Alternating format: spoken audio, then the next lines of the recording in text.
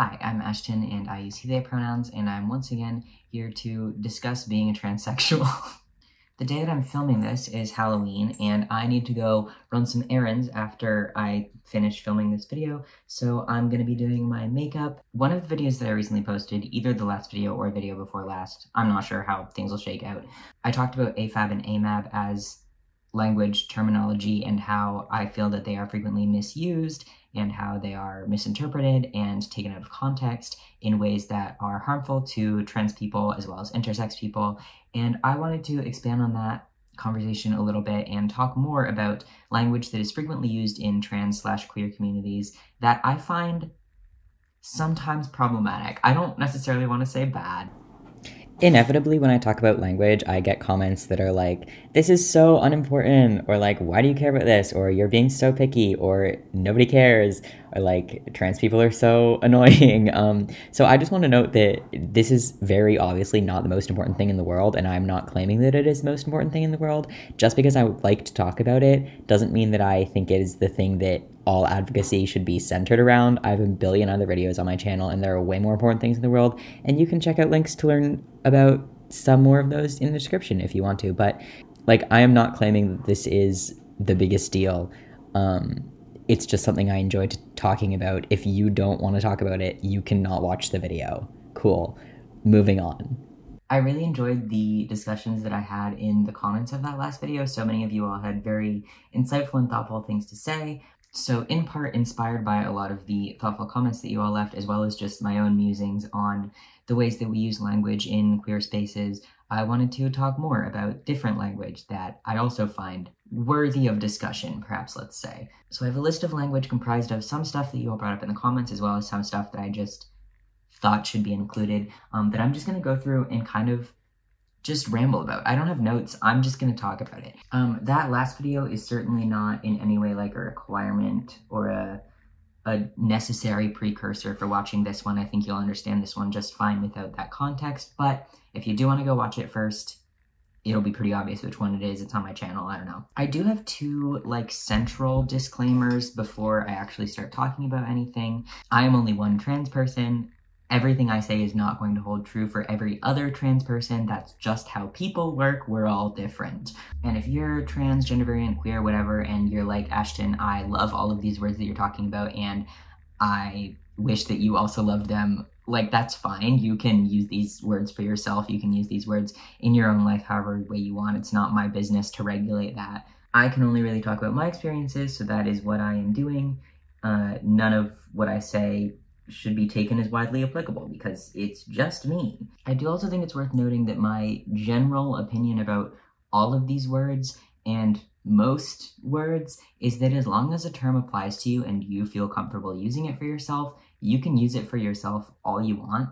I'm not going to police that. It doesn't matter to me. As I've said many times before, I think that language can be a powerful tool in discussing and figuring out who we are, and it is beautiful and valid and very cool for you to use whatever fucking language you want to describe yourself. That said, a lot of the situations that I am referencing when I talk about the way that we as communities, as spheres, whatever, use trans terminology, use whatever sorts of language that we use, a lot of the times when I take issue with that, it is the way that people use it with regard to others and not with regard to themselves. A lot of the language on this list that I'm gonna get through are words that I have used to describe myself, are words that I will continue to use to describe myself. I don't think there's anything wrong with claiming language for yourself that fits you and makes you feel good. Still though, problems can arise when you use that language to describe broader communities that maybe don't all identify with that language when you impose that language upon other people. I think that it is possible, and I think that it is good and a valuable conversation to have to discuss language in depth and talk about the implications of language without necessarily condemning it. I think it is value neutral to discuss where words come from and why we use words the way that we do and how terminology evolves and how terminology categorizes people without necessarily condemning the language when it is useful. Multiple things can be true.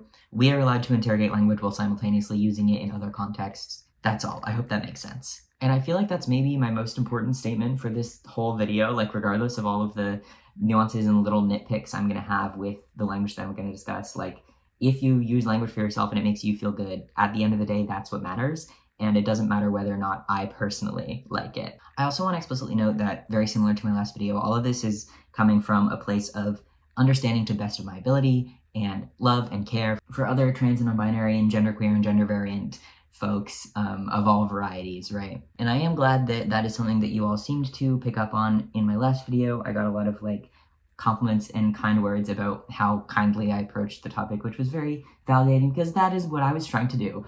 So I'm glad that you all noticed that, and I want to note that I'm going to do the same thing. When I critically discuss things, especially, a lot of the times it is stuff that I wish I knew or had thought of when I was a younger trans person, and I know that a lot of my audience is younger trans people, so you're not a bad person for not knowing things. You're not a bad person for not having thought deeply about things that are new ideas to you. At the same time, I do want to encourage you to think more deeply about them, and that's what this video is about. Whoa, shocker. So the first thing that I want to talk about that I believe I've discussed before is FTM and MTF.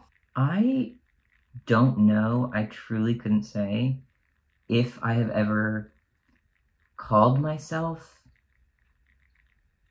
FTM. I know I've used it in video tags because YouTube wants you to put it, it's a long story, but I don't think I've ever explicitly labeled myself that way. And I feel like it's relatively understandable why. I think with FTM and MTF, truly the extent of my opinion is just what I said at the beginning of the video. Like, if you want to use it for yourself, cool, but don't lump other people into that category unless you know that they're okay with it, because a lot of people aren't.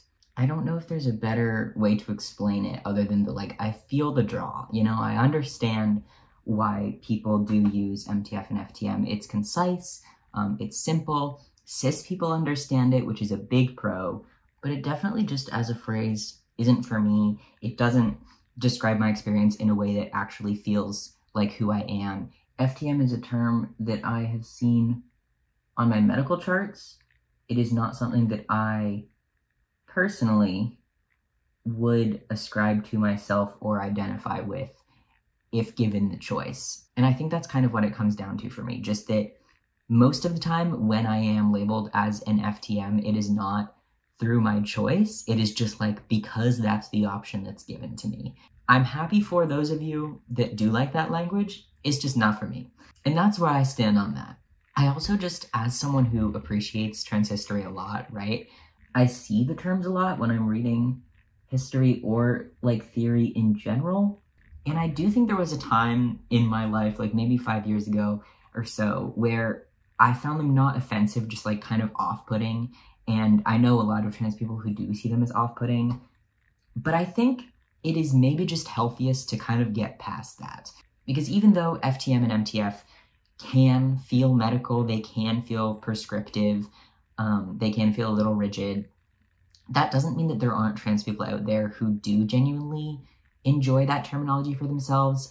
And it is also a massive part of trans history for people to identify that way. And I think that we should value its history and value its place in trans spaces without using it prescriptively to describe people that we don't know whether or not they like it. The next words on my list are transmasculine, transfemme, and or transmasculine, transfeminine. There's a couple different ways of spelling and writing them. Transmasculine, transfemme are far more recent additions to the transgender dictionary than FTM and MTF, but they kind of, okay, serve a similar purpose of identifying people as either transitioning into a more masculine presentation or transitioning into a more feminine presentation. I've also seen transandrogynous or transneutral used as a kind of neutral, non-binary, genderqueer, gender fluid version of it, where it is not tied to a binary.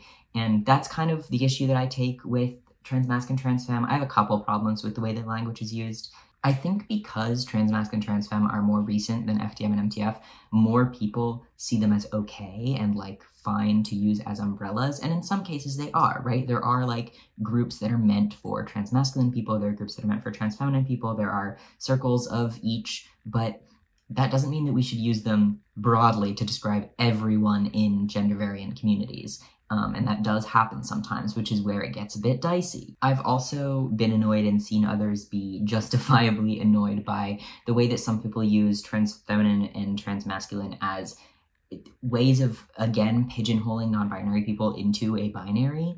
And this is something that quite a few people mentioned in my AFAB and AMAB video comments, was that mostly binary trans people and cis people will pigeonhole non-binary people into a binary, again, by asking whether they're AMAB or AFAB. There's another way of doing that by using trans feminine and trans masculine that I've seen some binary trans people do, of like, oh, you're non-binary, but are you trans masculine and trans feminine? Not everyone is one of those two things. Why do we have to prescribe femininity and masculinity to people who don't necessarily abide by it? I think in general, when someone describes themselves to you as non-binary or as genderqueer or as gender variant or as one of the many other various words that exist to describe gender, if your next question is, okay, but what type? If your next question is a way of prying into their gender assigned at birth or the exact ways in which they are transitioning, like, just don't do that. Don't pry into people's personal gender histories or gender feelings if it wasn't like offered to you. As for whether or not I personally use it, I tend to go for non-binary trans man before I go for trans masculine, even though I feel like trans masculine does a good job of conveying non-binary trans man without saying non-binary trans man. But I don't know why. I can't place why, but I do prefer non-binary trans man to trans masculine. And maybe it is because of the way that people leverage trans masculine versus trans feminine at a lot of non-binary people. I also think that it can bring up an interesting discussion about femininity and masculinity, because even though I am a trans man, right, I identify as a man, whatever that means, I am more feminine than a lot of trans men are. I'm more feminine than a lot of women are. And I do think it's kind of fun, personally, to claim masculinity when I look like this. Really, masculine and feminine only mean whatever you take them to mean for yourself. I not necessarily take issue with trans feminine and trans masculine, but it more so like, it doesn't feel effective to me because masculinity and femininity are so different for every single person. But maybe that's also a reason to use it, because it can be personal, you know? Language does not belong to one person, and when people try and use it in ways that it, A, was not intended to be used, or B, simply serve to further push binariness and bioessentialism, that's generally not the way that trans terminology was created to be. And I hope that we continue to fight against that, because in my opinion, it is pretty important. Another idea that was brought up quite a few times in the comments of my AFAB AMAB video that I really wanted to talk about and might make another like whole video on, because I think there's so much to delve into there, is the idea of socialization and male socialization versus female socialization. And I thought that one was especially interesting because in that exact same comment section, there were people describing their own experiences by using male socialization and female socialization, and there were people who were like, I don't think these ideas of socialization are correct. They don't apply to me. They don't work for me. And I thought that was fascinating. For anyone who's unfamiliar, socialization is generally defined as like the process of the way that you are raised, the environment you are surrounded with, the way people treat you and talk to you, the way your parents bring you up, the way your teachers bring you up, the way others in your community bring you up. And people will use that language in a variety of ways. I've seen like, I was socialized as a male. I've seen I experienced male socialization. But the thing that a lot of people forget about socialization is that we don't choose it, right? It is a coerced experience. It's something that we are given regardless of whether or not we want it. And it's something that varies from person to person. And it's something that varies from culture to culture.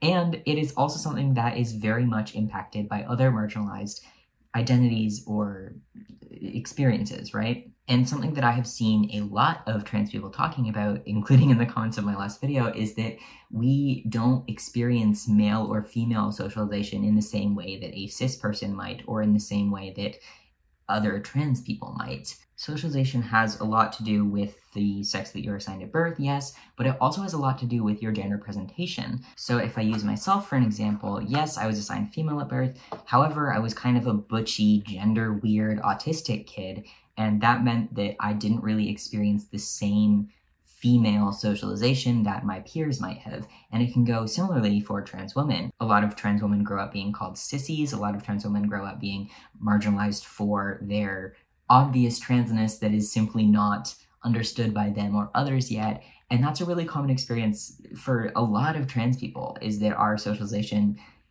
may be assumed to be male or female, but it is in reality quite different from the socialization of cis people. And the more and more I think about it personally, the more and more I'm like, I wasn't really socialized as a girl. I was kind of socialized as like an autistic weirdo, which is fair because I am an autistic weirdo, but that doesn't mean that it was a good experience for me. And similar things can be said for a lot of trans people and a lot of autistic people, and obviously those two groups overlap. Hi.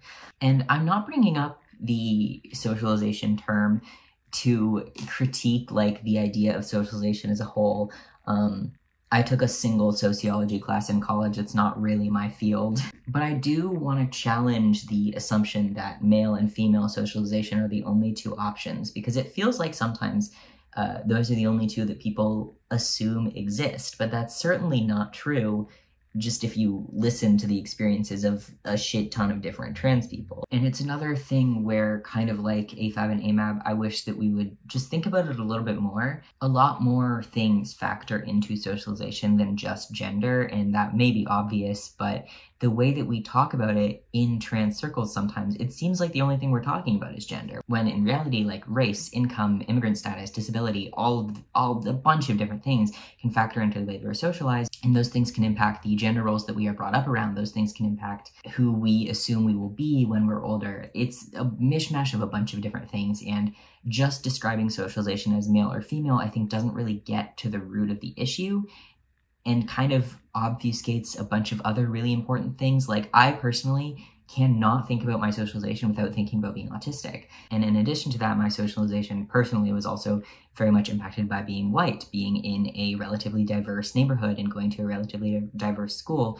Like, a lot of different things impact our socialization. And if we only focus on and discuss the gendered aspect of that as a trans community, I feel like we're losing track of a lot of other things that are very important in terms of shaping socialization that do also impact gender. Gender does not exist in a vacuum, and gendered socialization does not exist in a vacuum. And the way that we discuss it sometimes in trans spaces feels like we are implying that it does, even if it's not intentional. Another thing that a couple people brought up in the comments of my last video was the division between men and non-men, as if that is a substantial, measurable, like, distinction. Like, I don't know where that line is drawn, and it truly just amuses me. I've seen non-men used as a catch-all for people who do not experience oppression due to their gender, but that doesn't really work, because trans men exist, because men who are not traditionally masculine exist, who are ridiculed for their lack of masculinity, but they are still men, but they still experience oppression to some extent due to their gender presentation,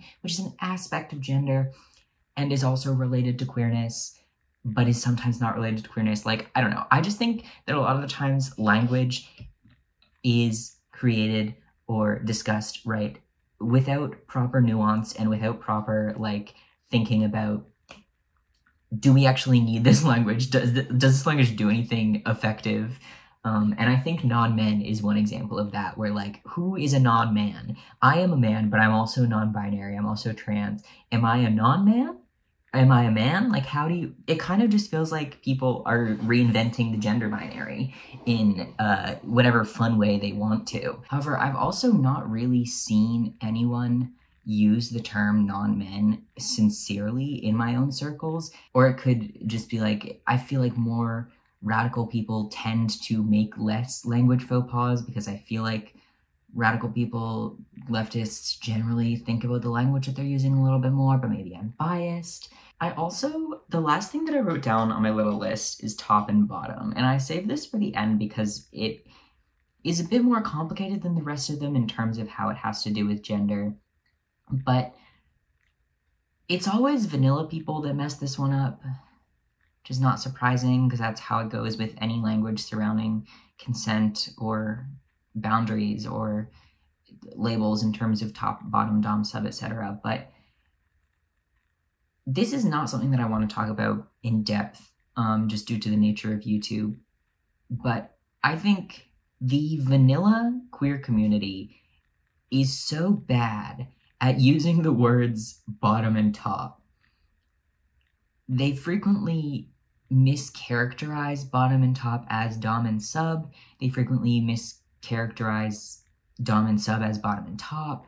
And it's very weird witnessing that with the knowledge of what those four terms actually mean. I have a lot of thoughts on gay vanilla usage of these words, as like, I feel like it's a very popular thing right now to assume people are bottoms or assume people are tops based on the gendered ways that they present themselves, which I feel like is just problematic and getting us back into like misogyny territory, to be honest. It feels like people always assume that feminine folks are bottoms, people always assume that masculine people are tops. I have a lot of thoughts on things that vanilla people could learn from kinky people. If you want to know more about that, one of the chapters in my Love and Liberation zine actually talked a bit about that in terms of consent and stuff. I don't think that that's something I'll ever talk about on YouTube to the extent that I could talk about it in zines. All that's to say, I don't think I'm really going to get into that one, but if you are assuming someone's top or bottomness from the way that they present themselves, rethink that, please, for the sake of everyone around you and yourself. Anyway, this is my Halloween look.